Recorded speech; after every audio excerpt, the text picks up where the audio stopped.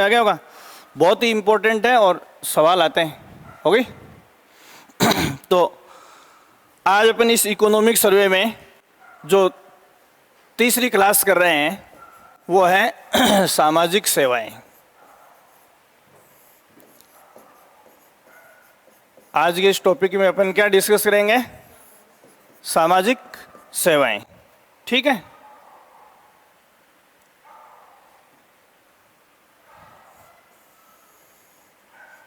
तो पहले इस चैप्टर में क्या देखेंगे, तो एक लाइन लिख लो आप इसमें।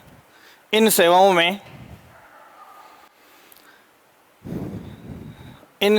में व्यक्तिगत, सामाजिक, वर्ग विशेष तथा क्षेत्र विशेष, वर्ग विशेष तथा क्षेत्र विशेष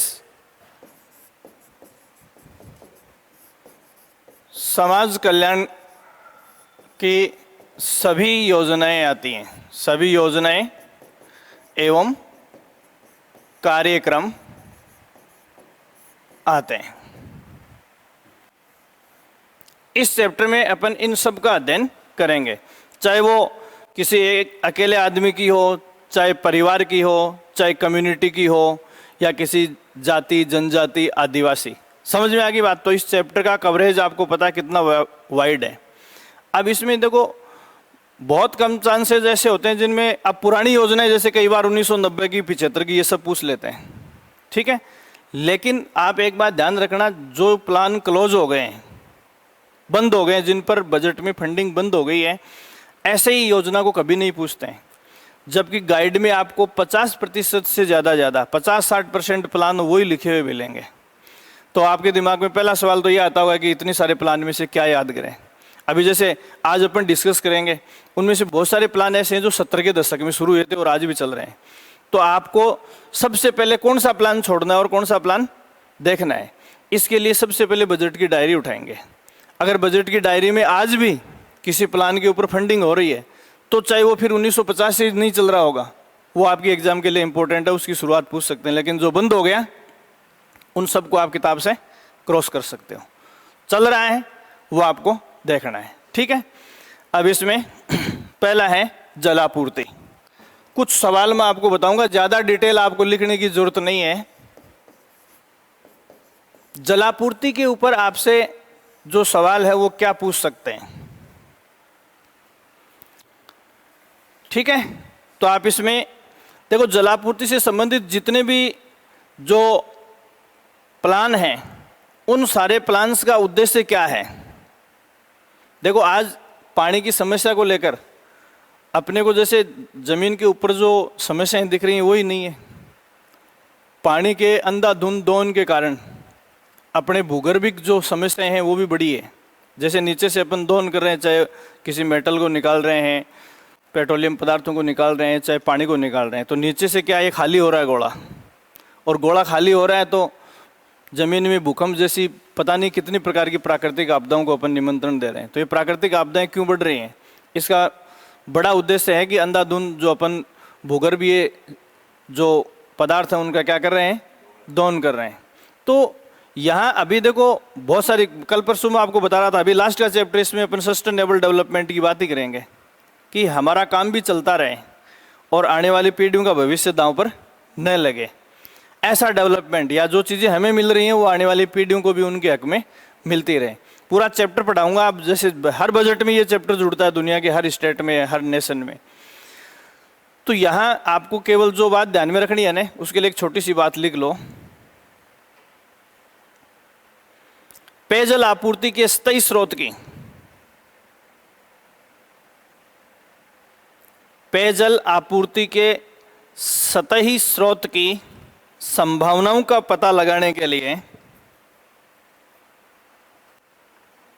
संभावनाओं का पता लगाने के लिए जल संसाधन विभाग की ओर से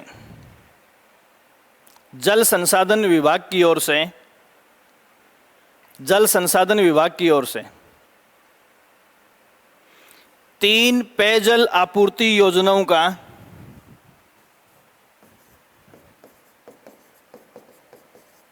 तीन पेयजल आपूर्ति योजनाओं का क्रियान्वयन किया जा रहा है।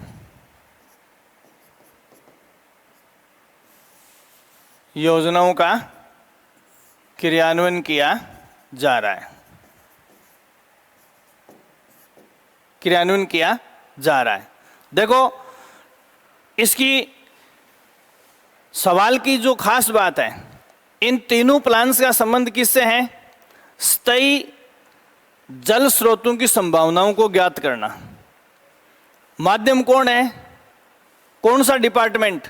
जल संसाधन विभाग की ओर से। कितने प्लान पढ़ रहे हैं? 3। ये भाषा बहुत ही कॉमन है सवाल में रखे जाने वाली, लेकिन फिर भी इसके भी चांस मैं आपको बता दूं 10% ही हैं। 90% वही है कि जैसे छोटे लेवल की एग्जाम दे रहे हैं अपन, एलडीसी की दे रहे हैं, कांस्टेबल की दे रहे हैं, तो इनमें से किसी एक का नाम दे के पूछ लेंगे कि इस पेयजल परियोजना का संबंध किस जिले से है। ये तो हो गया छोटा। इसी को हार्ड बनाने के लिए निम्न में से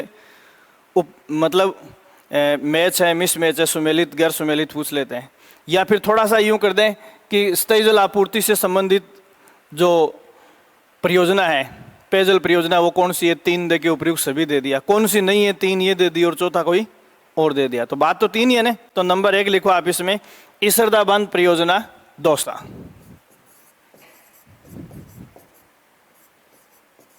ईसरदा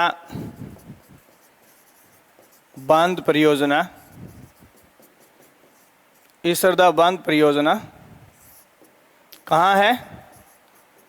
दौसा। ईसरदा बांध परियोजना दौसा। दूसरा है इसमें बत्तीसा नाला, ये कहाँ है? सिरोही में।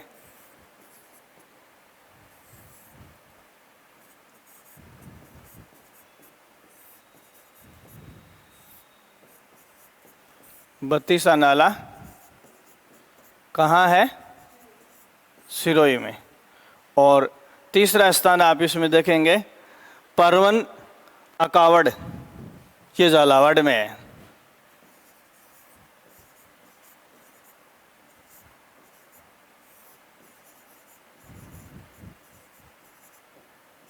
परवन अकावड़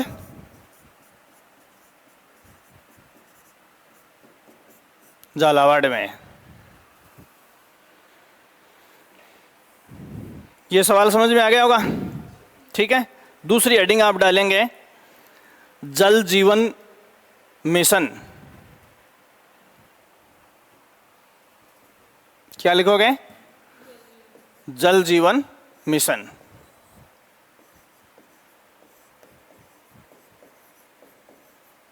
जल जीवन मिशन।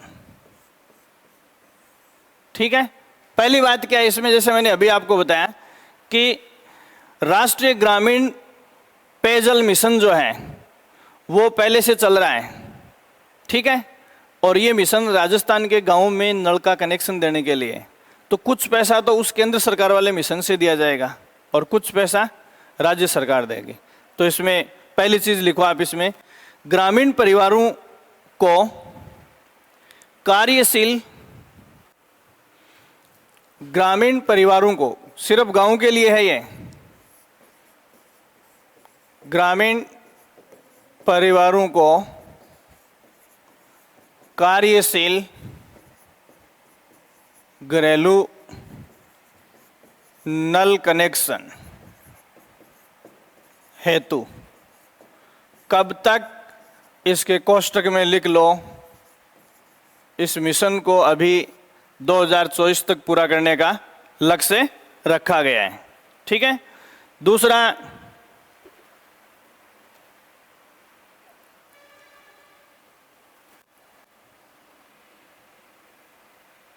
इसमें जो देखोगे गांव के सर्वे में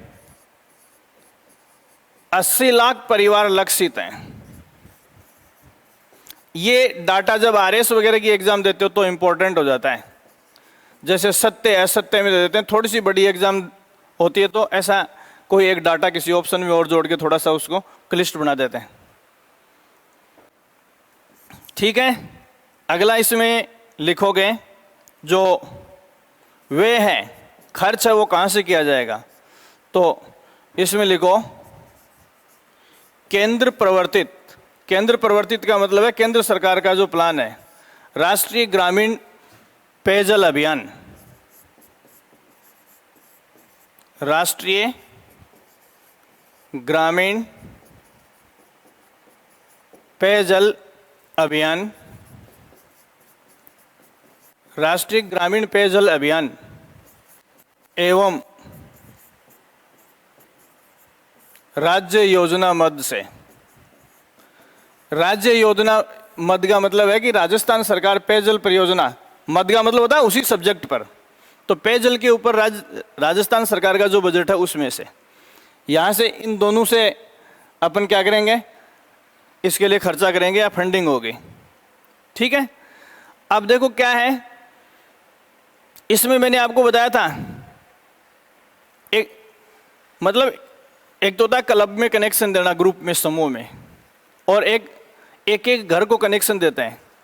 तो देखो अकेले घर को दे रहे हैं तो एकल जल प्रदाय योजना, जैसे गांव में कनेक्शन किया गया है और एक आदमी एक गांव से 500 मीटर बाहर रह रहा है, आधा किलोमीटर बाहर, तो उस आदमी के लिए भी क्या है, नल का कनेक्शन किया जाएगा।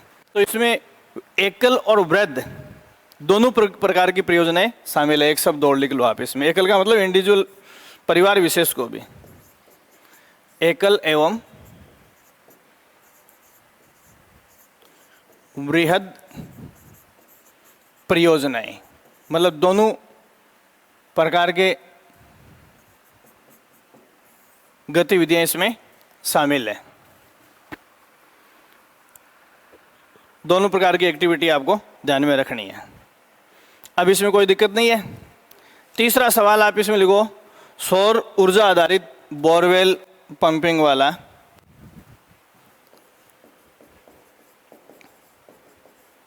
सौर ऊर्जा आधारित बोरवेल पंपिंग सिस्टम।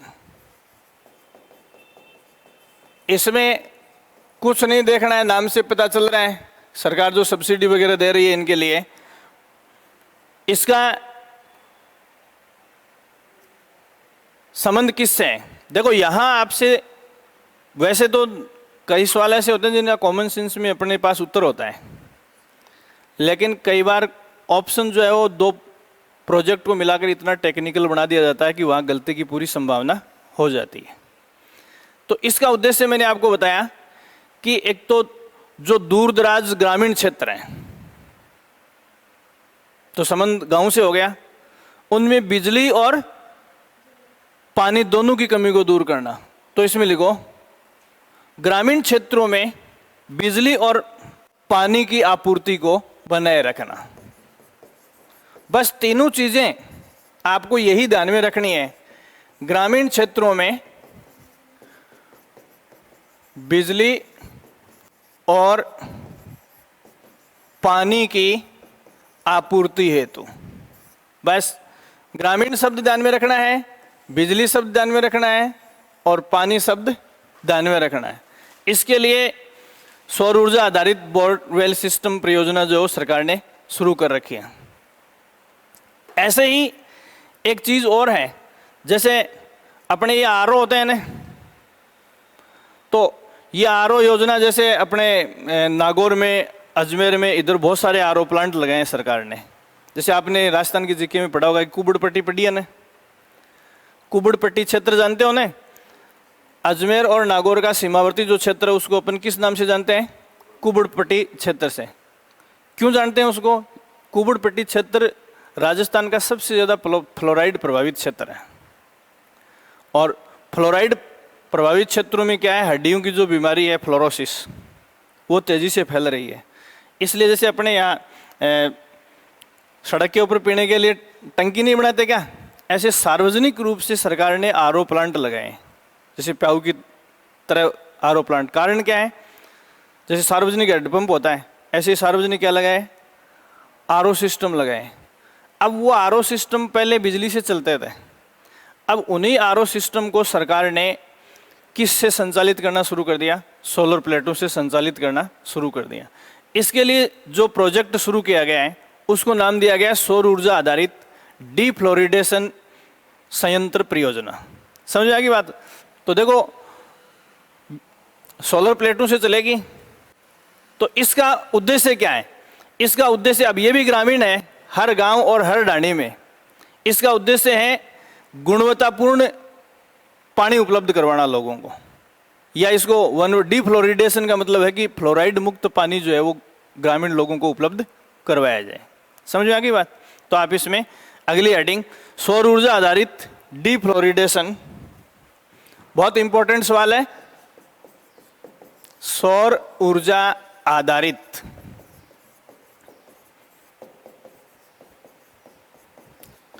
डीफ्लोरिडेशन संयंत्र परियोजना।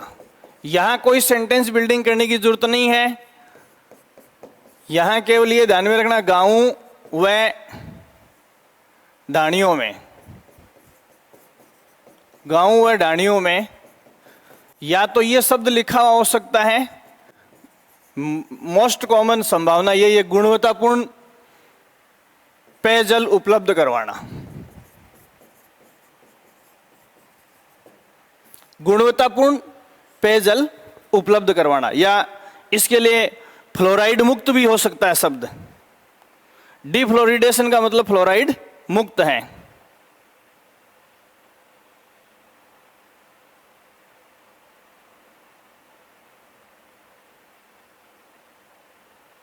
ये अलग अलग स्लॉट में अब तक सरकार 3,500 से प्लस 3,624 डीफ्लोरिडेशन प्लांट ऐसे लगा चुकी है जिनका संचालन किससे हो रहा है? सोलर ऊर्जा से हो रहा है। ठीक है, इसके बाद में अगला लिखेंगे ग्रामीण क्षेत्र में नलकूप एवं हैंडपंप निर्माण योजना। ग्रामीण क्षेत्रों में नलकूप एवं हैंडपंप निर्माण योजना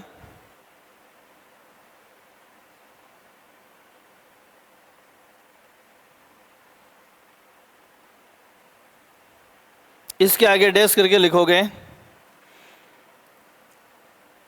भूजल आधारित पेयजल परियोजना का हिस्सा है। भूजल आधारित पेयजल परियोजना का हिस्सा है।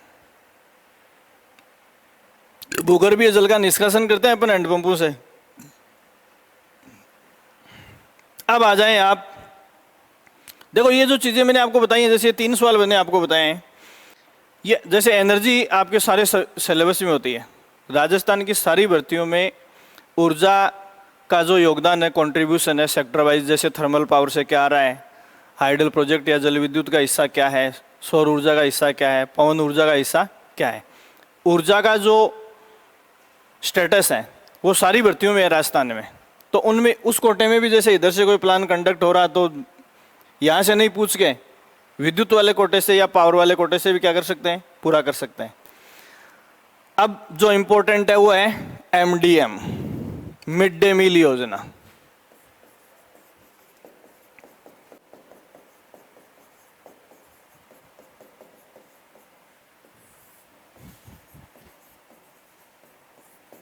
ये वही है जो आप जानते हो।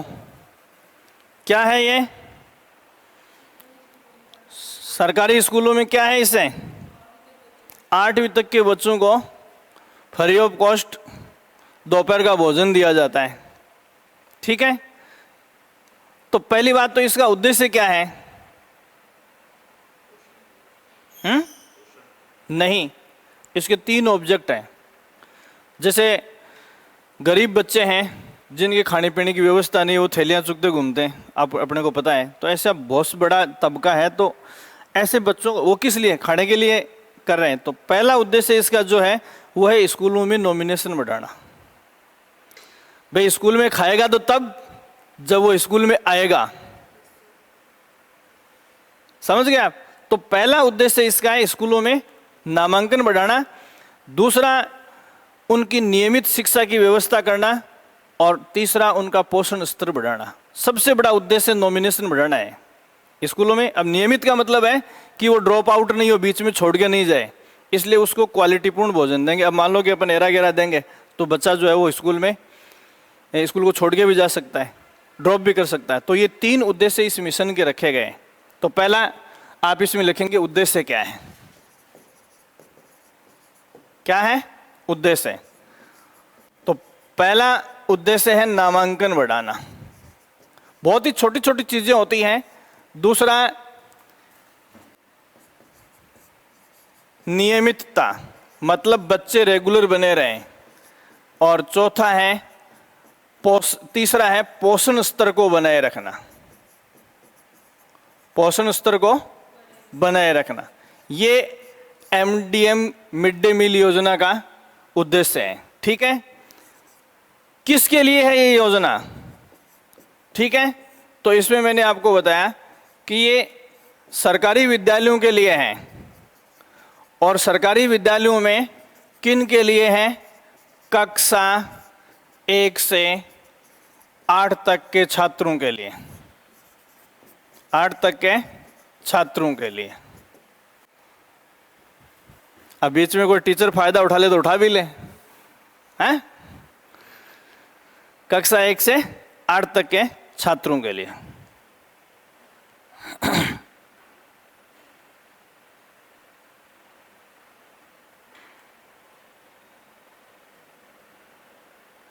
किसकी सहायता से चलेगा ये? देखो, सरकारी पैसा तो है ही है, स्थानीय निकाय, इसके अलावा कोई भी अन्य कोई फाउंडेशन जो है, जैसे बहुत बड़े बड़े इंटरनेशनल जो फाउंडेशन है वो भी आजकल मिड डे मील के लिए, जैसे मिलिंडा एंड गेट्स फाउंडेशन का खूब पैसा आ रहा है इसमें। तो सरकार का तो है ही है, अगर कोई नहीं देगा तो सरकार को तो देना ही देना है खर्चा। लेकिन सरकार के अलावा और भी किसी प्रकार का योगदान जो है, सहायता कहीं से भी आ सकती है। अब इसमें क्या है कि ये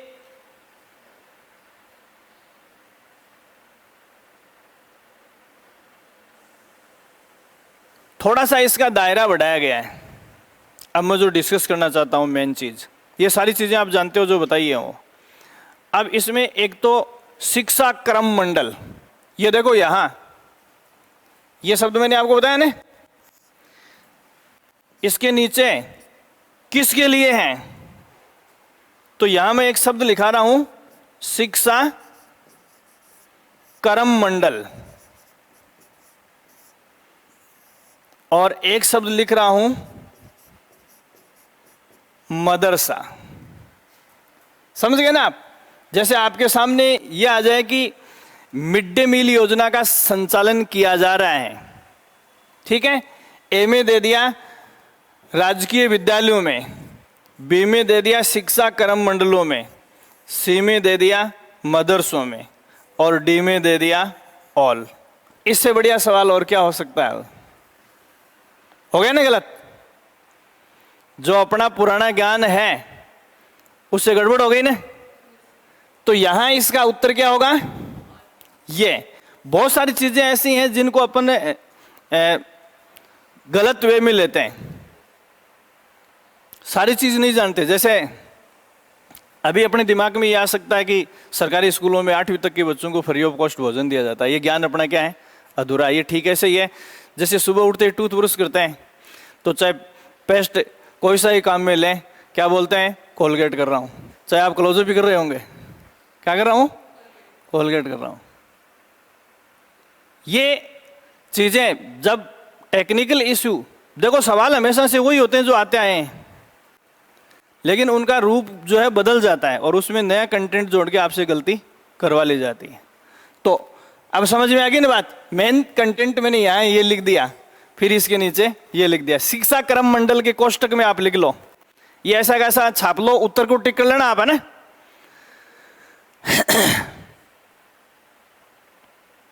ये इन सब में होंगे कक्षा 1 से 8 तक की, ये ध्यान रखना। इन सब में होंगे बच्चे कक्षा 1 से 8 तक की, चाहे किसी में भी हो।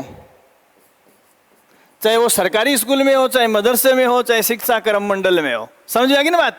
बच्चे कक्षा 1 से 8 तक ही होंगे, ये बात आप ध्यान रखेंगे। शिक्षा क्रम मंडल के कोष्टक में लिखो वैकल्पिक नवीन शिक्षा केंद्र। वैकल्पिक नवीन शिक्षा केंद्र, अल्टरनेटिव एजुकेशन इंस्टीट्यूट है ये, सरकार इनकी स्थापना कर रही है। वैकल्पिक नवीन शिक्षा केंद्र।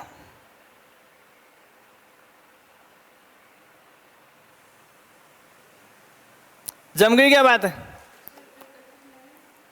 शिक्षा केंद्र, वैकल्पिक नवीन शिक्षा केंद्र सरकार ने जो स्थापित किए हैं उनको क्या नाम दिया है? शिक्षा क्रम मंडल। तो शिक्षा क्रम मंडल जैसे सरकारी स्कूल और मदरसे हैं वैसे पाठशालाएं ही हैं। अब कुछ हिस्से ऐसे हैं जहां सरकारी स्कूल या मदरसों की व्यवस्था नहीं है, तो वहां बच्चों के लिए अल्टरनेटिव सेंटर कौन से बनाए हैं? शिक्षा क्रम मंडल। तो शिक्षा क्रम मंडल भी मिड डे मील योजना के दायरे में आते हैं, कोई दिक्कत नहीं है ना? हो गया सवाल। अब दूसरा सवाल क्या है कि कक्षा 1 से 8 तक जो बच्चे पढ़ते हैं उनको पोषण या जो फीडिंग मटेरियल देंगे उसके 2 स्लॉट बने हुए हैं। 5वीं तक के बच्चों के शरीर को अलग एनर्जी की आवश्यकता होती है और 6ठी से 8वीं तक के बच्चों को अलग एनर्जी की आवश्यकता होती है। ठीक है, इसके लिए आप देंगे कि एमडीएम में क्या दिया जाएगा? एमडीएम में क्या दिया जाएगा? अब इसका स्टेटस क्या है? हर साल बजट की डायरी में बदल जाता है। समझ गए आप? एक सवाल है कि मतलब पर डे बच्चे का कितना बजट एक दोपहर की डाइट का आता है। यह सवाल 50 बार पूछ लिया परीक्षाओं में। कई बार कार्बोहाइड्रेट की मात्रा पूछ लेते हैं, कई बार प्रोटीन की मात्रा पूछ लेते हैं, कई बार कैलोरी की मात्रा पूछ लेते हैं। समझ में आ गई बात? तो इधर देखो, इसको ऐसे बॉक्स बनाएंगे। पहले मैं बना देता हूं, कक्षा 1 से 5 तक, ठीक है। और ये आप इधर लिखेंगे कक्षा 6 से 8 तक। हो गया?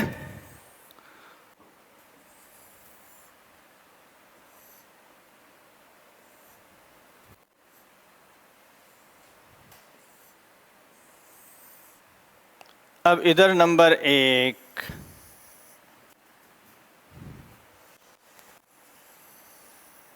इस चार्ट से आपको इसका सवाल का जो तकनीकी मैटर है वो समझ में आ जाएगा। 2, 3, 4, ठीक है। अब देखो, पहले में आप लिखेंगे कक्षा 1 से 5 तक की बात की है ना अपन ने, तो इसमें आप पहले लिखेंगे कार्बोहाइड्रेट, कार्बोहाइड्रेट ऑब्लिक गेहूं या चावल।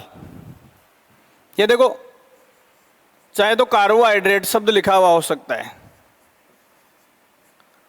मतलब आटे में होता है,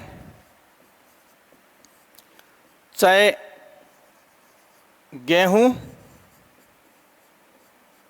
या चावल लिखे। देखो, दक्षिण भारत है तो वहाँ चावल यूज किया जाता है, अपने यहाँ गेहूं यूज किया जाता है, या कुछ पश्चिमी राजस्थान के इलाके उनमें बाजरा यूज किया जाता है। कुल मिलाकर ये कार्बोहाइड्रेट के ही क्या है? सोर्स हैं, ठीक है। कक्षा 1 से 5 तक पर डे एक बच्चे को क्या दिया जाएगा? तो देखो, 5वीं तक के बच्चे को 100 ग्राम। कितना? 100 ग्राम। कक्षा 6 से 8 तक के बच्चे को 150 ग्राम, 150 ग्राम। क्लियर हो गई बात? दूसरा सवाल आप इसमें लिखेंगे कैलोरी कितनी मिलनी चाहिए पर डे की डाइट से। मतलब अभी अपन ने पोषण स्तर को सुधारना, तीसरा उद्देश्य लिखा है, नामांकन को बढ़ाना, बच्चों की रेगुलरिटी बनाए रखना और उनके पोषण को या पोषण स्वास्थ्य को मेंटेन रखना। तो इनको कैलोरी की अपन बात करें तो 5वीं तक के बच्चे को कितनी कैलोरी ऊर्जा मिलनी चाहिए? तो 5वीं तक के बच्चे के लिए इस कंसेप्ट में 450 कैलोरी की आवश्यकता है। कितने कैलोरी? बहुत इंपॉर्टेंट सवाल है, शिक्षक भर्तियों के लिए तो बहुत ही इंपॉर्टेंट है। इधर बच्चा 6ठी से 8वीं तक पढ़ता है तो उसके लिए कितने कैलोरी की आवश्यकता है? उसके लिए है 700 कैलोरी की आवश्यकता। कितनी? 700 कैलोरी की आवश्यकता है। फिर अगली बात आती है इसमें प्रोटीन कंटेंट की, कि कितनी प्रोटीन मिलनी चाहिए। तो जो बच्चा 5वीं तक पढ़ रहा है उसको दोपहर के उस मिड डे मील से 12 ग्राम प्रोटीन कंटेंट मिलना चाहिए, और जो 6ठी से 8वीं तक पढ़ रहा है उसको 20 ग्राम प्रोटीन कंटेंट मिलना चाहिए। ठीक है। प्रति डाइट क्या राशि है?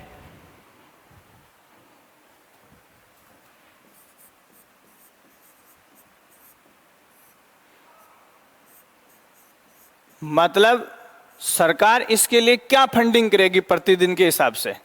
तो देखो 4.97 रुपए, 4.97 या 4.97 रुपए, ये पर डाइट कक्षा 1 से 5 तक, और 7.45 रुपए फंडिंग हो रही है अभी किसकी?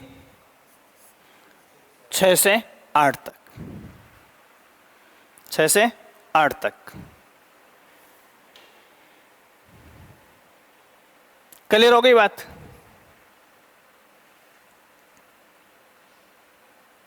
क्या बन सकता है? समझ में आ गई होगी बात?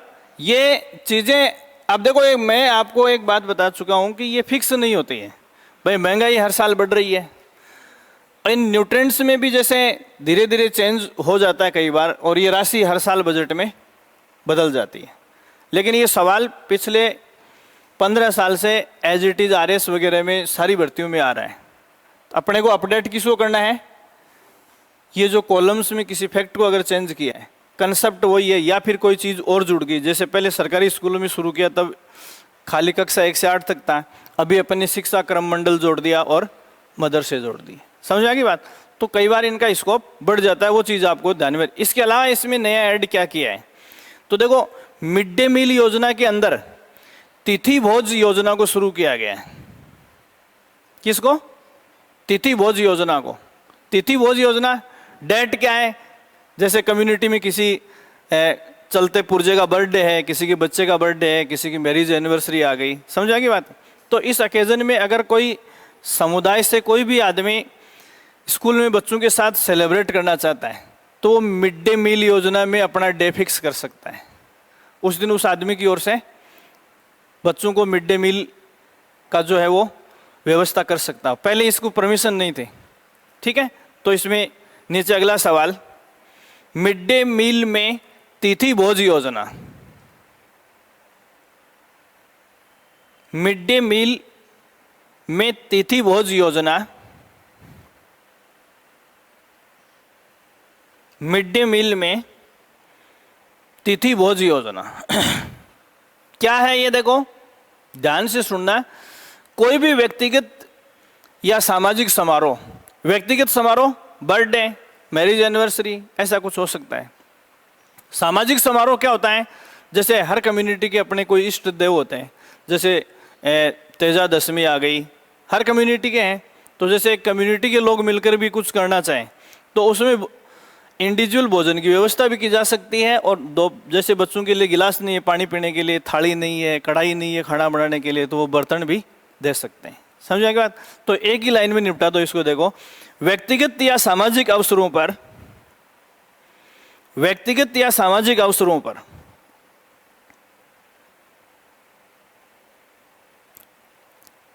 खाद्य सामग्री व बर्तन आदि, बस समझ गए ना आप? खाने मिठाई भेज दी या और कुछ भेज दिया, भोजन पकाने के खाने पीने के लिए बर्तन भेज दिए, किसी अकेले आदमी ने भेज दिए, सामाजिक अवसर है तो पूरी कम्युनिटी ने भेज दिए। समझ गए ना आप? तो इसमें कुछ भी लिख सकते हैं, जन्म दिवस, शादी की वर्षगांठ है ना, या कोई पुण्यतिथि है उस पर भी कोई आदमी अपने परिवार में किसी की पुण्यतिथि पर भी ऐसा कर सकता है। समझ में आ गई बात? ये चीज़ें आपको एक ही लाइन में ध्यान में रखनी है, व्यक्तिगत, सामाजिक, खाद्य सामग्री और बर्तन। ये सब किस में परमिट किए गए हैं? तिथि भोज योजना में। तो तिथि भोज योजना जो है वो एमडीएम का ही कंपोनेंट है, एमडीएम का ही पार्ट है। ठीक है। अब एक सवाल इसमें ये बनता है कि जैसे आजकल अपन ये नहीं सुनते कि मतलब इस स्कूल में बच्चे मिड डे मील खाने से इतने बीमार हो गए। पहले शुरू में बहुत ज़्यादा आई थी ये चीज़ें। तो इसका कारण क्या है? इसका कारण ये है कि ये आजकल अगर स्कूल की लापरवाही नहीं है तो लैब टेस्टेड मटेरियल आता है, और ये लैब टेस्टेड मटेरियल जो आता है वो किसकी ओर से? तो यहाँ आप एक शब्द ध्यान में रखेंगे कि एमडीएम में जिस संस्था को या जिस प्रयोगशाला को खाद्य सामग्री को वेरीफाई करने का परमिट मिला है वो कौन सी है? तो आप इसमें लिखो, एमडीएम में राष्ट्रीय प्रत्ययन बोर्ड द्वारा,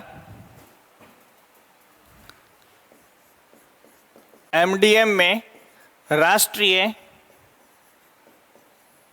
प्रत्ययन बोर्ड द्वारा, राष्ट्रीय प्रत्ययन बोर्ड द्वारा मान्यता प्राप्त प्रयोगशालाओं के माध्यम से ही, मान्यता प्राप्त प्रयोगशालाओं के माध्यम से ही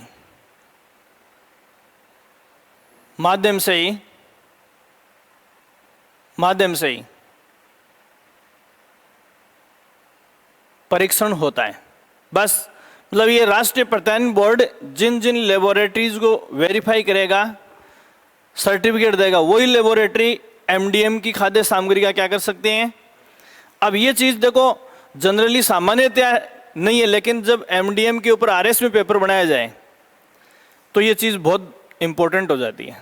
साधारणतया जैसे छोटी मोटी परीक्षाएं उनमें ऐसी चीज़ों को नहीं जोड़ते हैं, लेकिन आरएस देखो आप क्या करो, जैसे मैं आपको बता रहा हूँ कि आप एसटीसी हो तो 5वीं तक का मैटर इंपॉर्टेंट है, समझ गए आप? हैं सेकंड ग्रेड, फर्स्ट ग्रेड। अब ये आरएस में ये कंटेंट इंपॉर्टेंट क्यों है? क्योंकि इस फीडिंग मटेरियल की जो सप्लाई किया जाता है उसकी इंस्पेक्शन अथॉरिटी आरएस वगैरह ही होता है। तो अब एक आरएस जाके मैटर के, मान लो आटे का कट्टा गया है, अब उसे पता तो होना चाहिए नहीं कि मतलब ये आटा सही है कि नहीं है, तो उसको ये देखना है कि राष्ट्रीय प्रत्ययन बोर्ड का लोगो इसके ऊपर है या नहीं, या जिस लेबोरेटरी ने लेबलिंग की है उस लेबोरेटरी का नाम आटे के कट्टे पर देखेगा, फिर नेट के ऊपर देखा कि राष्ट्रीय प्रत्ययन द्वारा ये वेरीफाई लेबोरेटरी है या नहीं है। समझ गए ना आप? तो आप किस सर्विस सेक्टर में जा रहे हो, आपकी एग्जाम का जीके वहीं से बनेगा। तो आरएस में ये सवाल इंपॉर्टेंट हो गया है, तो एमडीएम ही है, तो एमडीएम 1 से 5 तक के कंटेंट लिखाए हैं वो एसटीसी वालों के लिए ज़्यादा इंपॉर्टेंट है, और लेवल 2 वाले जो हैं 6 से 8 तक के, उनके लिए 6 से 8 तक की बातें ज़्यादा इंपॉर्टेंट है। फिर देखो क्या है, एक जैसे आरएस की परीक्षा के लिए और इम्पोर्टेंट बन जाता है, ये स्कूल शिक्षक के लिए कम इम्पोर्टेंट है, ये एडमिनिस्ट्रेटिव एक्टिविटी है पूर्णतया इससे जुड़ी हुई, कॉम्बो पैकेट। कॉम्बो पैकेट क्या है? देखो कोविड के दौरान, जैसे 2019 में कोविड आया, उसके बाद मार्च 2020 में ये क्रिटिकल पोजीशन में पहुंच गए थे अपन। तो उस सिचुएशन में ऐसे बच्चे जिनको एमडीएम का लालच देकर स्कूलों से जोड़ा था, वो न घर के रहे न घाट के, भाई वो अपना काम करते थे कहीं, उस काम से भी छूट गए। तो ऐसे लोगों को इन फ्यूचर स्कूलों में आस्था उनकी बनाए रखने के लिए सरकार ने कॉम्बो पैकेट शुरू किए थे। तो जो बच्चे जिनके खाने पीने के संसाधन नहीं थे, उनको कॉम्बो पैकेट में जो एमडीएम में स्कूलों में दिया जाता था, सूखा राशन जैसे दाल है, तेल है, मसाले हैं, गेहूं है, चावल है, ये पैकिंग करके जो बच्चे स्कूलों में नॉमिनेट थे एमडीएम में, उन सब के घर पर पहुंचाया था। समझ में आ गई बात? तो इसमें लिखो, एमडीएम योजना के तहत, एमडीएम योजना के तहत इसमें डेट इंपॉर्टेंट है, 14 मार्च 2020 को, ये कोविड के कारण है, 14 मार्च 2020 को कोष्टक में कोविड के दौरान कर लेना।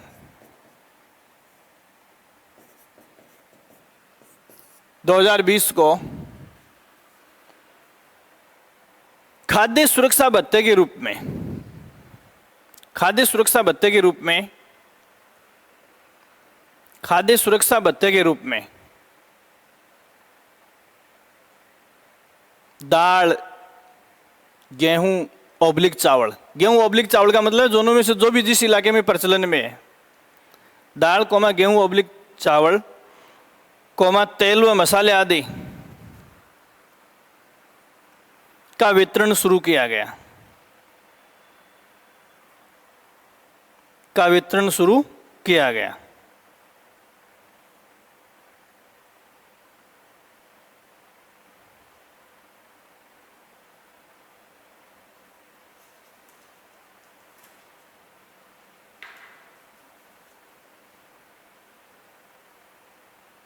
ठीक है, ये देखो एमडीएम इंपॉर्टेंट है।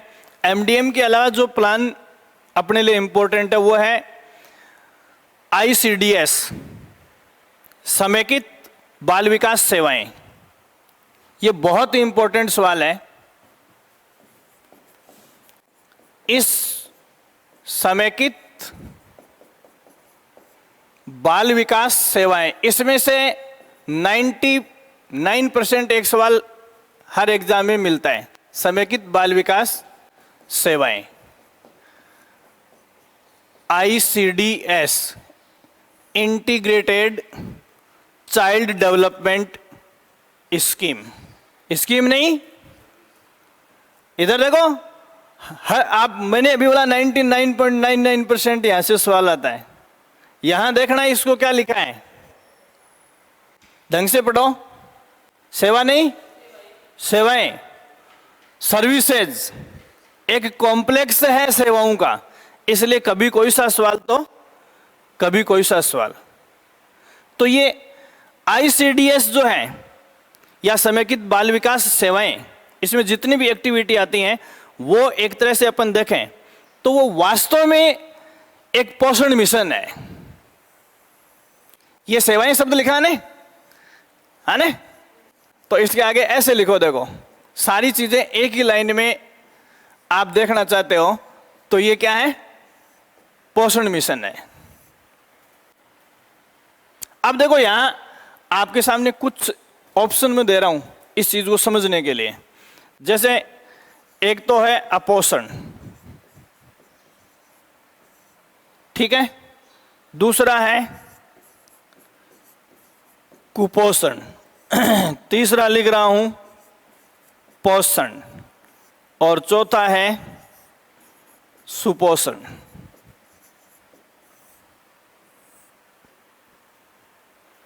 है ना,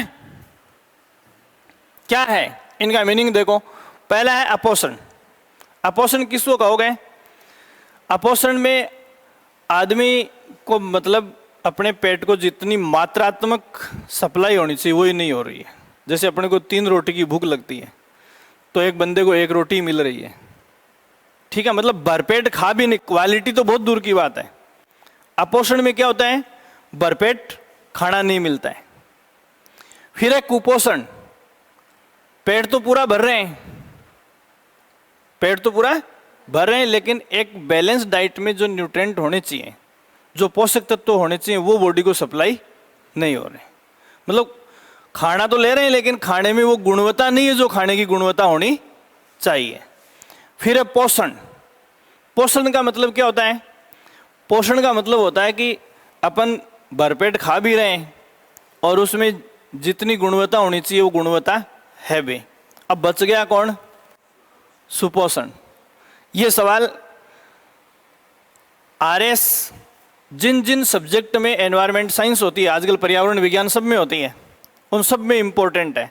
अब देखो शब्द तो सुपोषण है और मैं कहाँ पढ़ा रहा हूँ?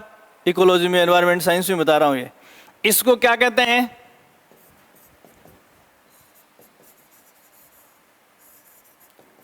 यूट्रोफिकेशन।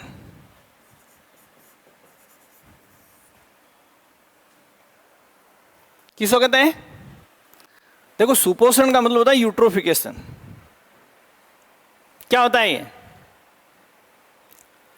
सभी नाड़ियां बराबर नहीं सड़ती, नहीं सड़ती ने, और सड़ने में सभी बराबर टाइम नहीं लेती। जैसे अपने घर से बाथरूम की नाली भी निकलती है और अपने घर से वॉश बेसिन की, वो रसोई में बर्तन धोते हैं, उस वॉश बेसिन की नाली भी निकलती है। जल्दी कौन सी सड़ेगी? किचन वाली, क्योंकि उसमें कार्बनिक मटेरियल होते हैं। जैसे बर्तन में भोजन के अंश चले गए, समझेंगे? तो यूट्रोफिकेशन क्या है? यूट्रोफिकेशन जीवों की उत्पत्ति का अनुकूल वातावरण पैदा करता है। एक जीव को उत्पन्न होने के लिए, अपन इकोलॉजी में पढ़ेंगे, तो यहाँ इस सुपोषण का मीनिंग ही देखो, चैप्टर ही बदल गया। यूट्रोफिकेशन तो मतलब जिस जलीय तंत्र में यूट्रोफिकेशन की स्थिति ठीक होगी, वहाँ जीवन की उत्पत्ति और संभावनाएं बढ़ जाती हैं, ज़्यादा हो जाती हैं। ये आगे अपन देखेंगे। चलो, यहाँ आपको ये देखना, समेकित बाल विकास सेवाएं, ICDS, इसको शॉर्ट में जो एक्टिविटी मैं आपको बताऊंगा उनको अपन क्या कह सकते हैं? एक पोषण मिशन कह सकते हैं। समझ में आ गई बात? इसके नीचे इसका एड्रेस लिखने के लिए एक सेंटेंस लिखोगे आप इसमें। इन सेवाओं में, अकेली सेवा नहीं है, इन सेवाओं में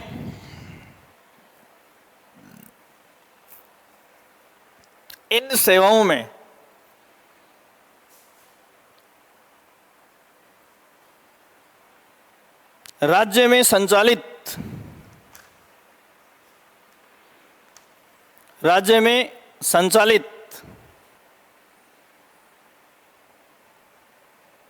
वे समस्त योजनाएं आती हैं, जिन्हें महिला एवं बाल विकास विभाग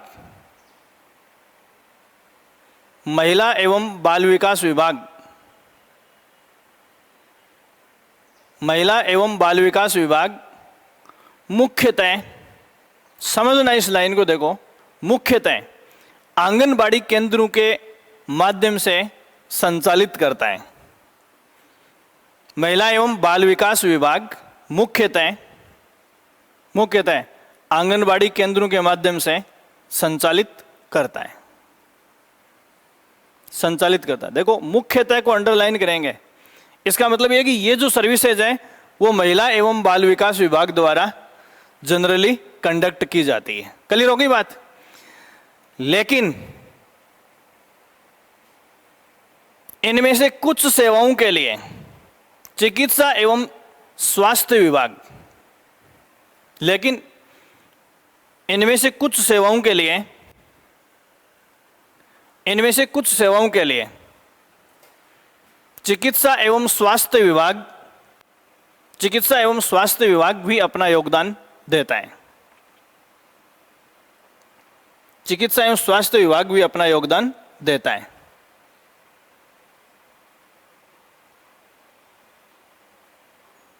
ठीक है? अब देखो इसमें क्या है, जैसे एग्जाम्पल लिखो, आंगनबाड़ी केंद्रों पर टीकाकरण होता है ना, तो टीकाकरण अकेला, पहली बात तो महिला एवं बाल विकास विभाग को टीके लगाने की परमिशन ही नहीं है, तो वो किसके साथ ज्वाइंट होकर करेगा? चिकित्सा विभाग के साथ। तो इसमें लिखो जैसे टीकाकरण, स्वास्थ्य जांच, टीकाकरण, स्वास्थ्य जांच तथा संदर्भ सेवाएं, रेफरल सर्विसेज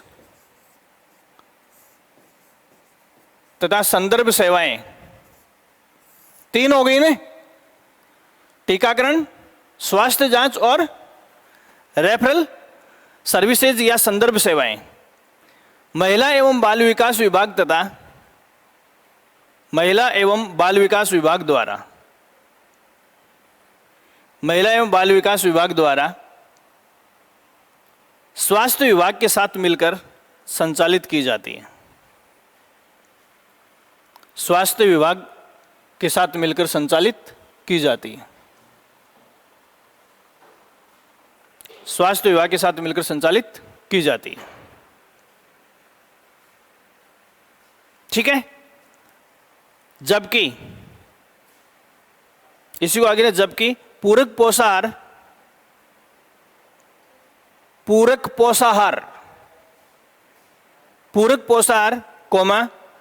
बचपन और शालापूर्व शिक्षा, बचपन और शालापूर्व शिक्षा,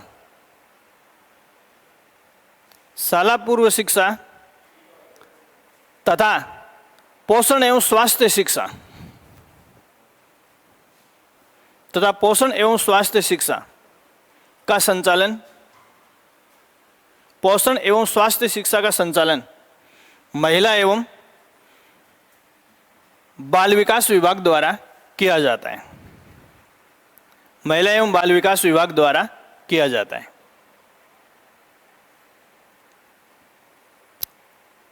समझ में आ गई ना बात? देखो जैसे बहुत सारी एक्टिविटी हैं, उसमें से मोटे तौर पर ये 6 एक्टिविटी हैं, जिनमें से 3 एक्टिविटी तो आंगनबाड़ी केंद्रों के माध्यम से अकेला महिला एवं बाल विकास विभाग संचालित करता है। ये सर्विसेज सारी दी जाती हैं आंगनबाड़ी केंद्रों के माध्यम से ही। तो आंगनबाड़ी केंद्र जो है वो सेवा का केंद्र नहीं है, सेवाओं का केंद्र है, काउंटर ऑफ सर्विसेज है। समझ आ गई बात? तो यहाँ पहली बात तो ये कि समेकित बाल विकास सेवाएं जो हैं इनमें योगदान है। पहला दे दिया महिला एवं बाल विकास विभाग का, दूसरा आपको दे दिया चिकित्सा एवं स्वास्थ्य विभाग का, तीसरा दे दिया ए एवं बी दोनों का, तीसरे में कोई और लिख दिया है। तो क्या होगा इसमें? ए एवं बी दोनों। ठीक है। और जैसे ये जो आईसीडीएस सर्विसेज हैं इनका मुख्यतः संबंध है तो पोषण से। पोषण में वो सारे आ जाएंगे, अपोषण, कुपोषण, पोषण। समझ में आ गई बात? पोषण मतलब स्वास्थ्य को मेंटेन रखने की बात भी अपन कर रहे हैं, तो पोषण के माध्यम से कर रहे हैं इस मिशन में। देखो समेकित बाल विकास सेवाएं, समेकित का मतलब होता है इंटीग्रेटेड, सभी प्रकार की बालकों से संबंधित जो सेवाएं हैं वो दी जाएंगी। अब इसके नाम में देखो आपको क्या लगेगा, बच्चा शब्द दिख रहा है, बालक। बाल का मतलब क्या दिख रहा है? बालक। लेकिन आईसीडीएस का सब्जेक्ट खाली बालक नहीं है, मैं आपको बता दूं। अभी मैंने आपको आंगनबाड़ी केंद्र शब्द बताया है, तो आंगनबाड़ी केंद्रों से आप अपन सबको पता है किस किस को फायदा मिलता है। बच्चों को तो मिलता ही है, साथ में गर्भवती महिलाओं और धात्री माताओं, मतलब जिस महिला के पेट में बच्चा है वो, और ऐसी में धात्री माता का मतलब है जो बच्चे को स्तनपान करवा रही है।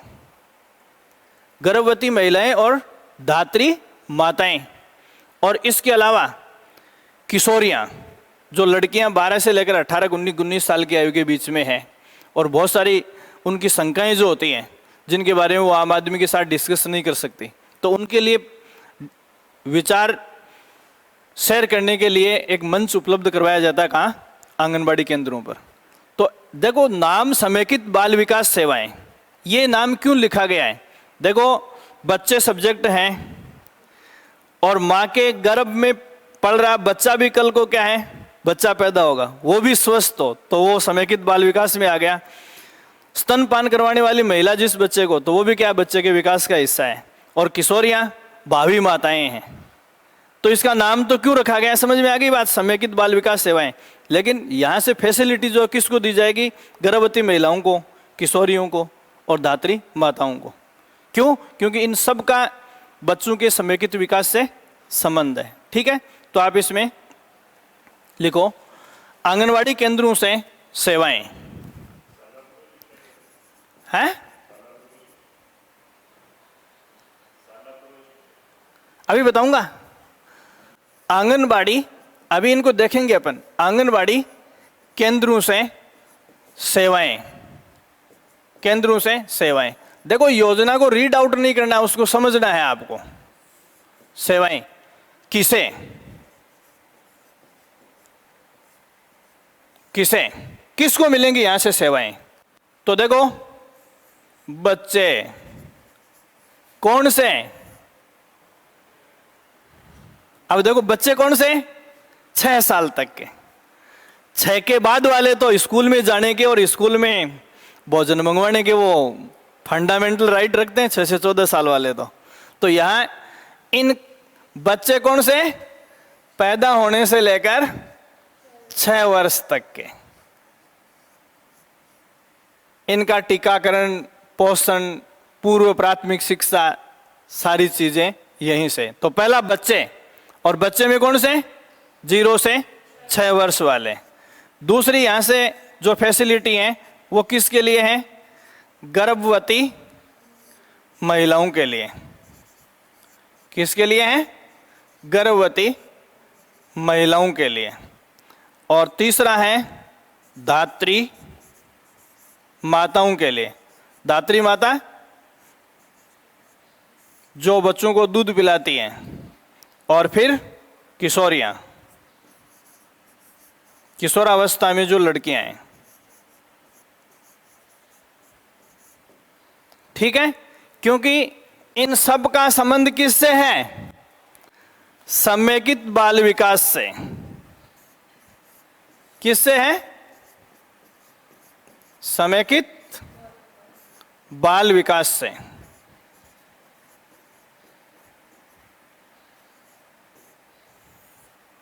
समेकित बाल विकास से।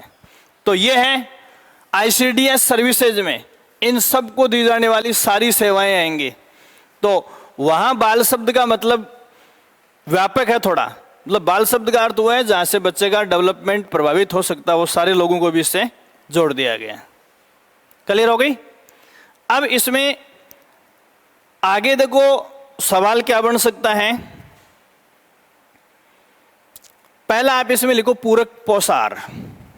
ये ऊपर शब्द लिखा है ना मैंने 6, 3 योजनाएं अकेला महिला एवं बाल विकास विभाग संचालित करता है और 3 स्वास्थ्य विभाग के साथ मिलकर करता है। 6 शब्द हैं, आप देख लेना, मिल जाएंगे। पूरक पोषाहार, बचपन और शाला पूर्व शिक्षा, पोषण एवं स्वास्थ्य शिक्षा, टीकाकरण, स्वास्थ्य जांच, रेफरल सेवाएं, है ना। इनके बारे में अगर पर्टिकुलर आपसे कुछ पूछा जा सकता है तो क्या हो सकता है? नंबर 1 इसमें लिखें पूरक पोषाहार।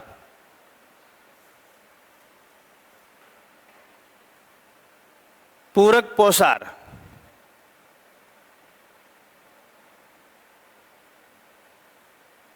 ठीक है। पूरक पोषाहार योजना में किस किस को मतलब आंगनबाड़ी केंद्रों से सर्विसेज दी जाती हैं? तो देखो 6 साल तक के बच्चे के लिए तो वो सेवाएं हैं जो दात्री माता को दी जाती हैं, मतलब वो स्तनपानी करेगा। तो कोई भी कप्लीमेंट वहां से कोई बिस्किट वगैरह ऐसी चीज नहीं दी जाएगी बच्चे को, या कोई सुपोषण का कोई पैकेज आता है तो वो 6 महीने से पहले के बच्चे को नहीं दिया जाएगा। 6 महीने से लेकर कितने के लिए हो गया? 6 साल तक। तो इसमें आगे डैश करके 6 माह से 6 वर्ष तक के बच्चे, ठीक है ना। 6 माह तक के बच्चे के लिए कोई पैकेजिंग नहीं होती आंगनबाड़ी केंद्रों पर। फिर दूसरा है गर्भवती एवं दात्री महिलाएं, उनको कप्लीमेंट फीडिंग मटेरियल दिए जाएंगे खाने पीने के। समझ आएगी बात? और एक शब्द किशोरी बच गया ना, तो किशोरियों में वो 11 से लेकर 14 साल तक की बच्चियां जो स्कूल नहीं जाती हैं। ये शब्द क्यों लिखा गया है? क्योंकि जो स्कूल जाती हैं उनको तो वो फैसिलिटी कहां से मिलती है? स्कूल से मिलती है। तो आप इसमें लिखो 11 से 14 वर्ष की वो किशोरियां, 11 से 14 वर्ष की वो किशोरियां जो विद्यालय नहीं जाती। 11 से 14 वर्ष की वो किशोरियां जो विद्यालय नहीं जाती, जो विद्यालय नहीं जाते।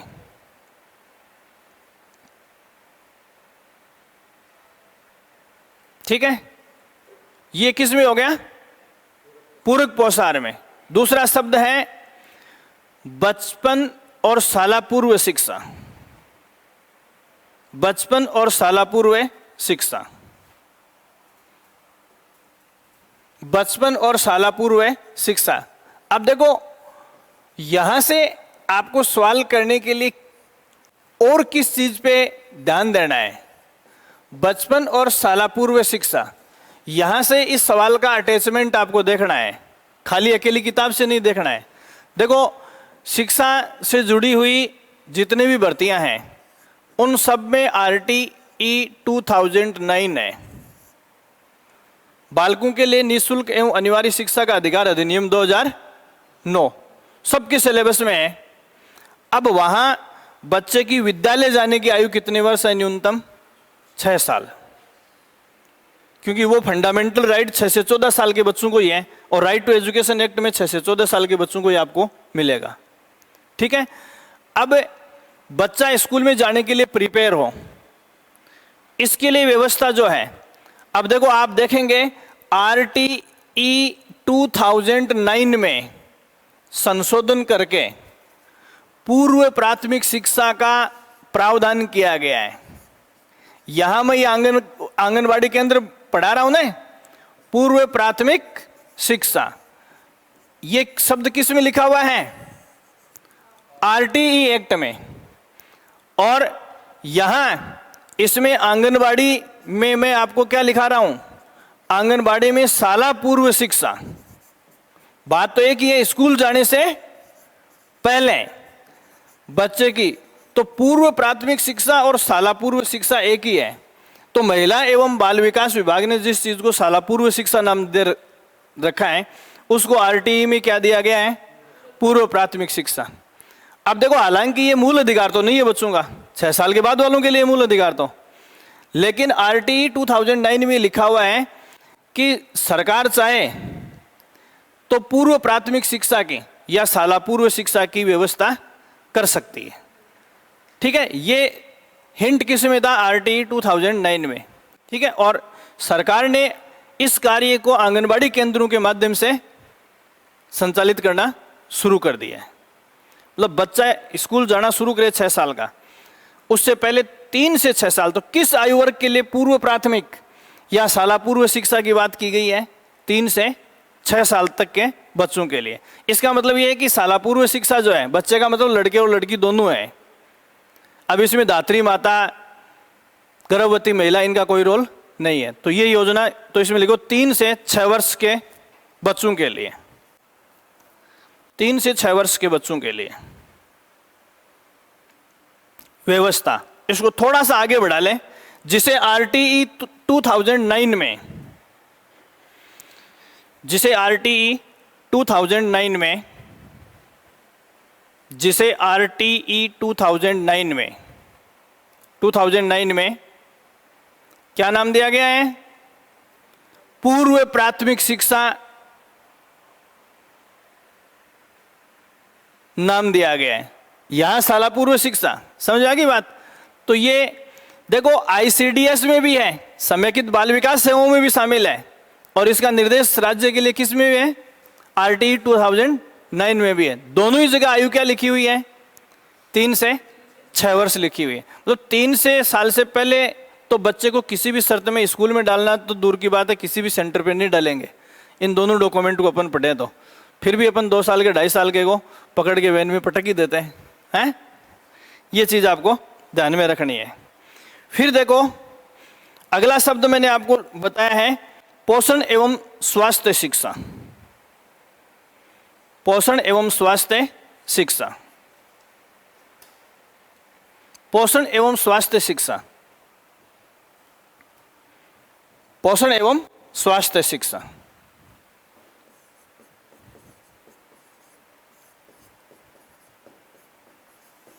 अब देखो, इसको आपको याद रखना है ना।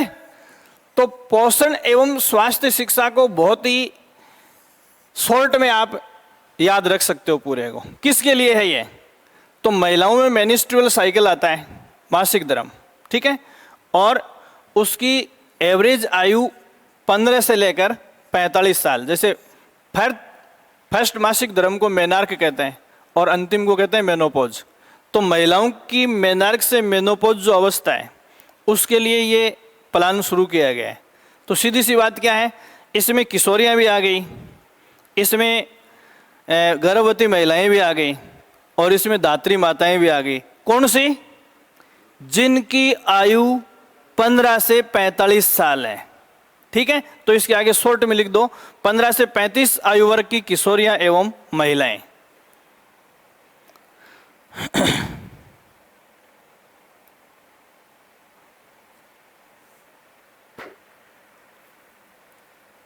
समझ आ गई बात? फिर एक शब्द आता है इसमें टीकाकरण। ठीक है, टीकाकरण में पिछली कक्षा में मैंने आपको बताया था कि मिशन इंद्रधनुष चल रहा है। तो जैसे मां के गर्भ में बच्चा होता है तो टिटनेस, टीबी वगैरह के लक्षण बच्चे में नहीं है, इसके लिए गर्भ स्थिति में इंजेक्शन लगाने शुरू कर दिए जाते हैं। तो ये इंजेक्शन किसको लगाया जाता है? मिशन इंद्रधनुष में या तो गर्भवती महिलाओं को लगाया जाता है, ठीक है, और या बच्चों को। तो बच्चों में बीमारियों से रिलेटेड जो पूरा पैकेट है निःशुल्क टीकाकरण का अपन देखेंगे तो गर्भ से लगना शुरू होते हैं और 6 साल तक पूरे हो जाते हैं, ठीक है। तो इस टीकाकरण योजना का फायदा कौन ले सकते हैं? इन केंद्रों से, आंगनबाड़ी केंद्रों पर लगाए जाते हैं ये 6 साल तक के बच्चे और गर्भवती महिलाएं। तो आप इसमें लिख लो 6 वर्ष तक के बच्चे एवं गर्भवती महिलाएं। मिशन इंद्रधनुष को डिटेल से पढ़ोगे तो यही मिलेगा आपको, ठीक है। फिर एक शब्द आया स्वास्थ्य जांच योजना का। आंगनबाड़ी केंद्रों से जो हेल्थ डायग्नोस होता है, स्वास्थ्य जांच, इसमें आप क्या देखोगे? स्वास्थ्य जांच की, अब जैसे किसी बच्चे में खून की कमी है, कोई ढंग से बोलता नहीं है, कोई ढंग से सुन नहीं सकता, कोई ढंग से चल नहीं सकता, ये विकृतियां बच्चों में हो सकती हैं, ठीक है। इसके अलावा किशोरियों में, जैसे मैंने आपको बताया कि बहुत सारे अंतर्द्वंद होते हैं इस अवस्था में, तो उन सब के लिए आंगनबाड़ी केंद्र पर जो आशा फैसिलिटेटर है उनसे कंसल्ट कर सकती है। इसके अलावा गर्भवती और धात्री महिलाएं। तो 4 सब्जेक्ट मैंने आपको बताया आईसीडीएस के। आईसीडीएस के 4 सब्जेक्ट हैं, चारों इसमें आ सकते हैं। तो इसमें लिखो बच्चे, गर्भवती, दात्री और किशोरी। सेंटेंस लिखने की जरूरत नहीं है। बच्चे, स्वास्थ्य परीक्षण किसका होता है यहां? बच्चों का। किशोरी, गर्भवती और दात्री। आईसीडीएस के चारों मुद्दे हैं इस योजना में।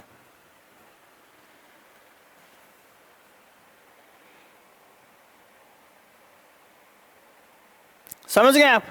देखो चारों सेवाएं या तो पूरक पोषाहार योजना में है या स्वास्थ्य जांच में, और लास्ट शब्द है इसमें संदर्भ सेवाएं या रेफरल सर्विसेज। इसमें किशोरियां नहीं है, बाकी तीनों हैं। तो बच्चे का मतलब 6 साल तक का है, तो बच्चे, गर्भवती और धात्री, गर्भवती और धात्री।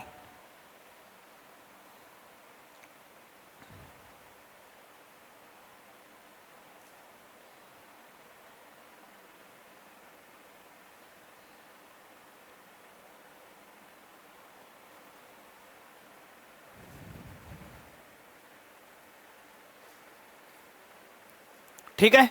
अब यहां देखो एक शब्द मैं आपको लिखा रहा हूं, ये पूछ सकते हैं आपसे, ट्रैकर एप्लीकेशंस।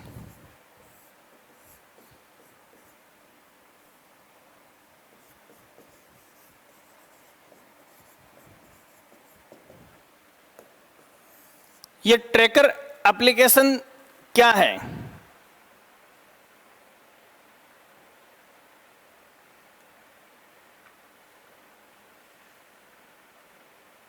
अपन जैसे कहते हैं सारी सर्विसेज करना टफ हो रहा है। ट्रैकर एप्लीकेशंस का क्या है, आजकल सारी एक्टिविटी क्या है, उस पर जियो टैग मोड पे है। जियो टैग मोड जानते हो? जैसे महाविद्यालय में आज हमें कोई एक्टिविटी करनी है, पौधारोपण करवाना बच्चों से, तो उसकी पिक हमें लेके कमिश्नर को भेजनी पड़ती है। समझ आ गई बात? अब वो फोटो कैसी होगी, सिंपल क्लिक नहीं कर सकते हम। जियो टैग फोटो किसको कहते हैं? जिसमें लोकेशन और टाइम दोनों होते हैं। लोकेशन और टाइम दोनों होते हैं। मतलब एक्चुअल में ये पोजीशन जो पिक में दिख रही है, इसे प्रमाणित करने की जरूरत नहीं है, ऑटोमेटिक इलेक्ट्रॉनिक एविडेंस के साथ वो वेरीफाई है। तो ये जो ट्रैकर एप्लीकेशन है वो महिला एवं बाल विकास विभाग भारत सरकार द्वारा जनरेट किया गया सिस्टम है, जिससे हिंदुस्तान के किसी भी आंगनबाड़ी केंद्र पर काम करने वाले व्यक्ति की सेवाओं को immediate at the spot verify किया जा सकता है। जैसे आज अपने गांव में कोई आंगनबाड़ी कार्यकर्ता को 10 बजे आना है और 10:15 तक वो नहीं आती है और कोई कस्टमर आके कंप्लेंट डाल देता है, ठीक है, तो तुरंत कॉल जाएगा कि आप अपनी जियो टैग पिक भेजें। वहाँ अफसर को जाके देखने की जरूरत नहीं है। समझ गए आप? अब जियो टैग वहाँ कर्मचारी होगा तो भेजेगा। तो ये एप्लीकेशन जनरेट किया भारत सरकार ने, लेकिन इसको इस्तेमाल सभी राज्य सरकारों को करना जरूरी है। ट्रैकर का मतलब ट्रैक करना है कि वहां से जो सर्विसेज दी जा रही हैं प्रॉपर है या नहीं है। तो आप इसमें लिखो महिला एवं बाल विकास विभाग भारत सरकार द्वारा, महिला एवं बाल विकास विभाग भारत सरकार द्वारा विकसित किया गया एक पोषण ट्रैकर एप्लीकेशन है। एक पोषण ट्रैकर एप्लीकेशन है।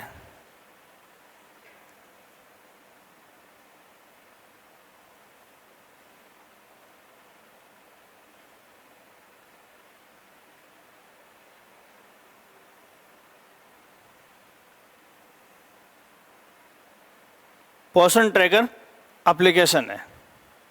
समझ आ गई बात? बाकी कुछ भी देखने की जरूरत नहीं है। अगला सवाल इसमें लिखोगे प्रधानमंत्री मातृ वंदना योजना। इनमें साल जानबूझ के नहीं लिखा रहा हूं मैं, समझ गए ना आप? जहां जरूरी होगा ना वहीं लिखेंगे, जिस योजना के लिए जरूरी होगा, क्योंकि बर्डन हो जाएगा। जिसका इंपॉर्टेंट होगा उसी का अपन सेशन लिखेंगे। प्रधानमंत्री मातृ वंदना योजना क्या है ये? देखो पहली बात तो ये योजना किसके लिए है? जैसे मां और बच्चे की बात करें, मातृ वंदना योजना, तो बच्चे की बात करें इसका मतलब गर्भवती और धात्री दोनों प्रकार की महिलाएं आ गई। और बच्चे की बात करते हैं तो बच्चे की सुरक्षा की बात किसी योजना में तब तक करेंगे जब तक वो बिस्किट खाने नहीं लग जाता। और बिस्किट खाने की आयु मैंने आपको बता दी क्या है, 6 महीने। अभी बताया ना कि 6 महीने तक आंगनवाड़ी केंद्र से बच्चे को कोई फीडिंग किट नहीं मिलेगा, क्योंकि उसको किस पर डिपेंड बनते हैं, दूध पर डिपेंड बनते हैं। तो आप इसमें लिखें गर्भवती एवं धात्री महिलाओं गर्भवती एवं धात्री महिलाओं एवं 6 माह तक के बच्चों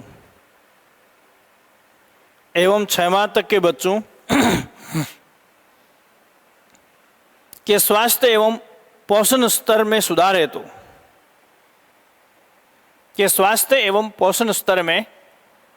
पिंकी आंख खोल, पोषण एवं स्वास्थ्य स्तर में सुधार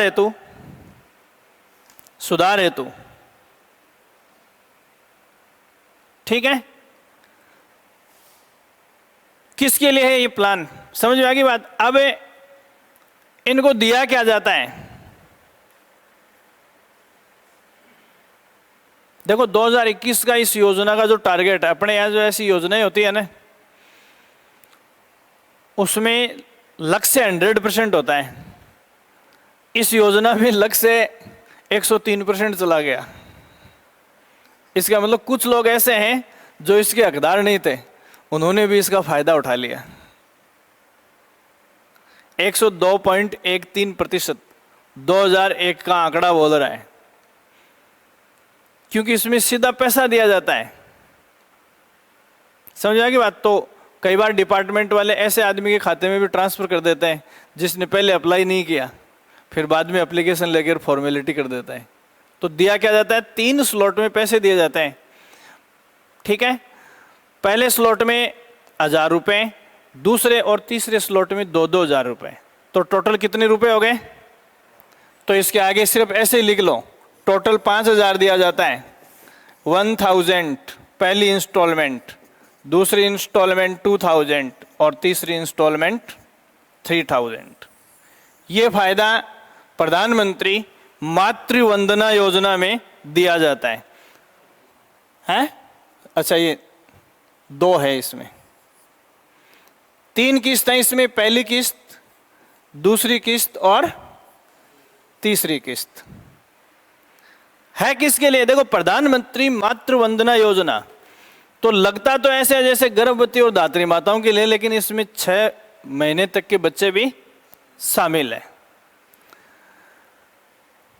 अगला सवाल जो है वो आप इसमें लिखेंगे महिला कल्याण कोष।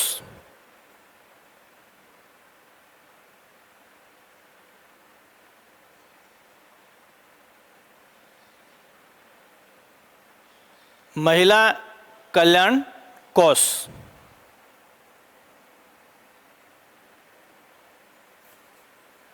किसके लिए है ये?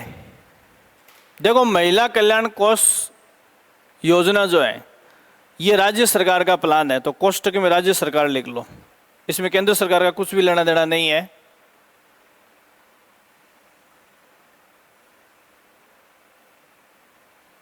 ठीक है, किसके लिए ये? तो आप इसमें लिखो आंगनबाड़ी केंद्रों पर सेवा देने वाले मानदेय कार्मिकों के लिए। आंगनबाड़ी केंद्रों पर सेवा देने वाले मानदेय कार्मिकों के लिए।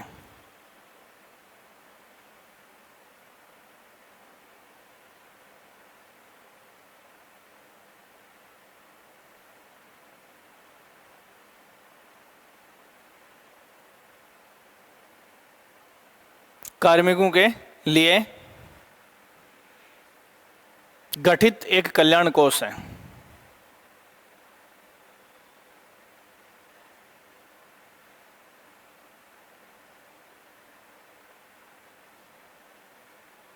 देखो, मानदेय कार्मिक का मतलब क्या होता है? जिनको अपन कॉन्ट्रैक्टर बोलते हैं ना, जिनको फिक्स दिया जाता है।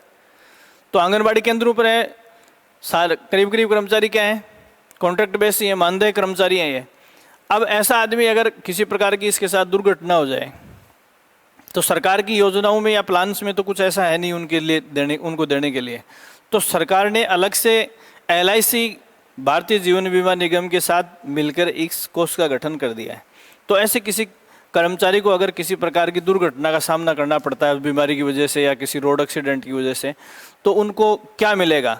तो ये इंश्योरेंस वगैरह करने के लिए फंड गठित किया गया है, जिसमें जो आंगनबाड़ी कार्य करता है, जिसको अपन आशा फैसिलिटेटर कहते हैं, उसके लिए 750 रुपये और बाकी सभी कर्मचारियों के लिए 376 रुपये वार्षिक सरकार जो है वो इस फंड में डिपॉजिट करवाती है। जैसे अपन LIC लेते हैं कि साल के अपन 500, 1000, 2000 जितने भी जमा करवाते हैं, तो अब ये पैसा जाता कहाँ है? सरकार का एज ए LIC जाता है।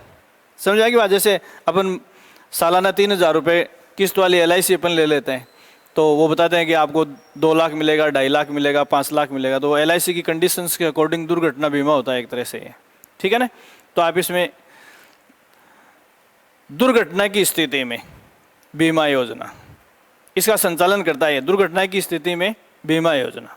बाकी राशि वगैरह इसमें लिखने की जरूरत नहीं है। 750 किसके लिए, 376 किसके लिए?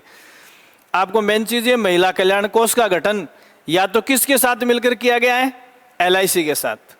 ये पैसा जो सरकार निश्चित मानदेय कर्मचारी को देता है, वो कर्मचारी को नहीं देता है, ये उसका एज ए इंश्योरेंस करवा के किसके अकाउंट में डालेगी? LIC के अकाउंट में। अगर किसी कर्मचारी के साथ किसी प्रकार की दुर्घटना हो गई तो वो एज ए इंश्योरेंस राशि उसको मिलती है ना। फिर तो वो क्या है कि देखो, इन सारी कंपनियों के एक स्टैंडर्ड कानून होते हैं। जैसे अपन LIC करवाते हैं, अब अपने से एजेंट साइन करवा रहा है, तो वो किस पर साइन करवा रहा है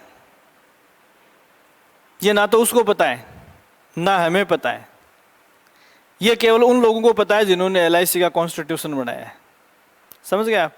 ICICI का इंश्योरेंस ले रहे हैं अपन, तो स्टैंडर्ड कानून का मतलब क्या होता है कि मोटी मोटी 2-4 बातें तो उसमें लिखी होती हैं, बाकी सारी उसके कॉन्स्टिट्यूशन में हिडन फॉर्मेट होता है।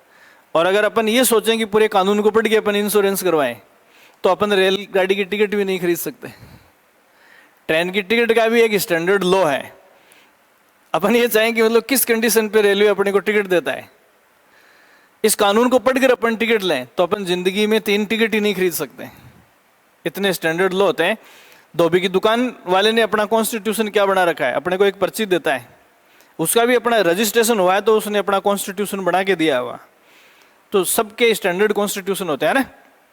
तो क्या है, अब LIC में भी सारी स्कीम एक जैसी नहीं होती है। LIC को अपन किस्त देते हैं, अब वो इन्वेस्ट कहाँ कर रहा है? वो बिरला में कर रहा है, टाटा में कर रहा है, या अंबानी ग्रुप में कर रहा है। एक तरह से वो शेयर खरीदते हैं अपने पैसे से, तो अप डाउन होता रहता है। जैसे मैंने कोई 25 साल पहले 30,000 रुपये LIC में कुछ मल्टीनेशनल कंपनीज में इन्वेस्ट किए थे। कितने रुपए? 30,000। और वो आज तक 25 साल में ऐसी जगह इन्वेस्ट हो गया कि 30,000 आज तक ही मेंटेन नहीं हुआ। पूछता हूँ कभी कभी, सर आज 24,000 मिलेंगे, आज 27,000 मिलेंगे, आज 26,000 मिलेंगे।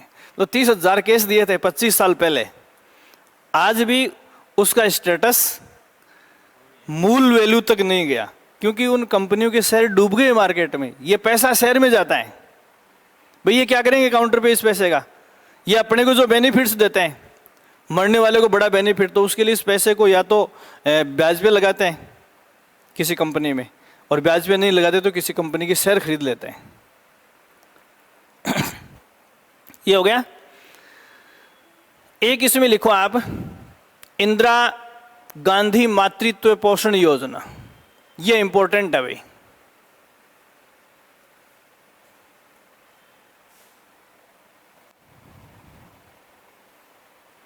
इंदिरा गांधी मातृत्व पोषण योजना,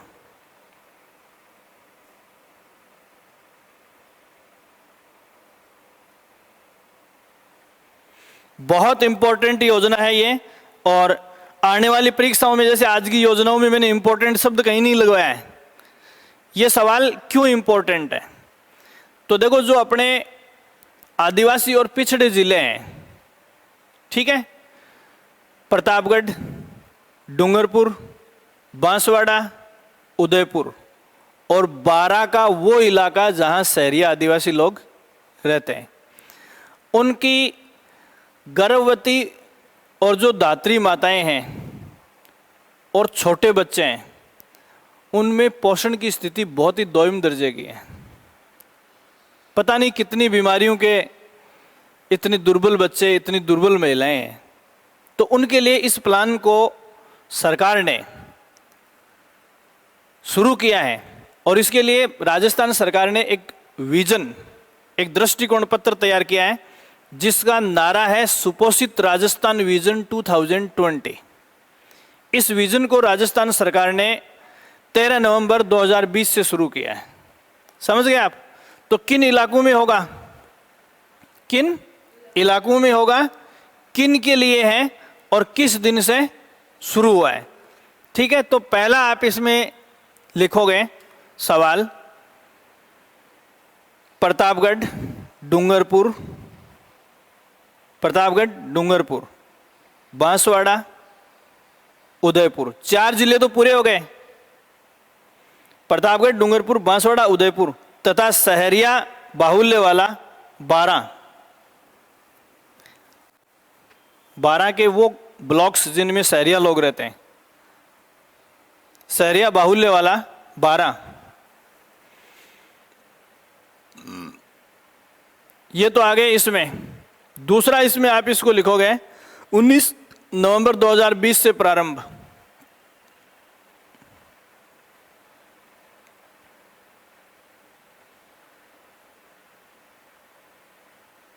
ठीक है। तीसरा आप इसमें लिखोगे गर्भवती व दात्री महिलाओं, गर्भवती व दात्री महिलाओं एवं गर्भवती व दात्री महिलाओं एवं 3 वर्ष तक के बच्चों के 3 वर्ष तक के बच्चों के पोषण एवं स्वास्थ्य में 3 वर्ष तक के बच्चों के पोषण एवं स्वास्थ्य में सुधार हेतु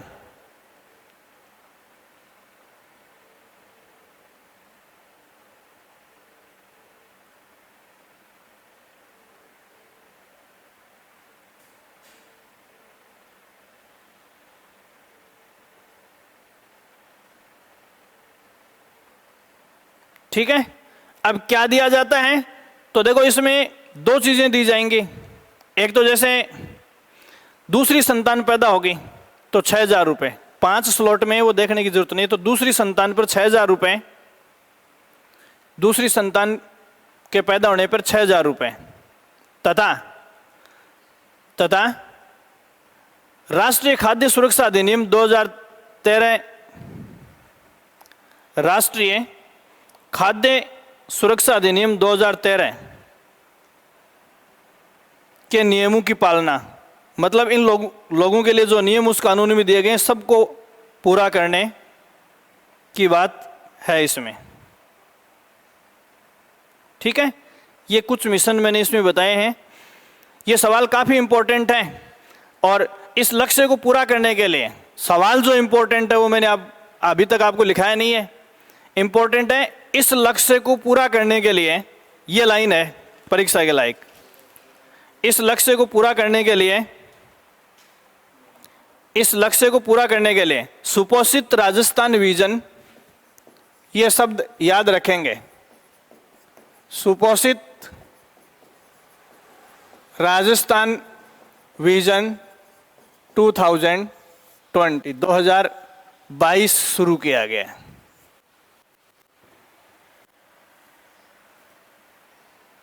शुरू किया गया है। तो ये जो आदिवासी इलाके हैं, इन आदिवासी इलाकों में गर्भवती धात्री माताओं और 3 साल के बच्चों में वजन की कमी है, मसल्स कमज़ोर हैं, समझ गए आप, या विकलांगता है, इन चीज़ों को कवरेज देने के लिए राजस्थान सरकार ने जो मिशन शुरू किया, आप देखो सुपोषित राजस्थान, ये नाम क्यों दिया गया? क्योंकि इसके अलावा सारी चीज़ें इसमें बाकी और योजनाओं में कवर हो रही हैं, ये आदिवासियों के लिए जो कवर हो जाएंगी, उसके बाद राजस्थान का जो है पोषण की स्थिति जो है वो ठीक हो जाएगी।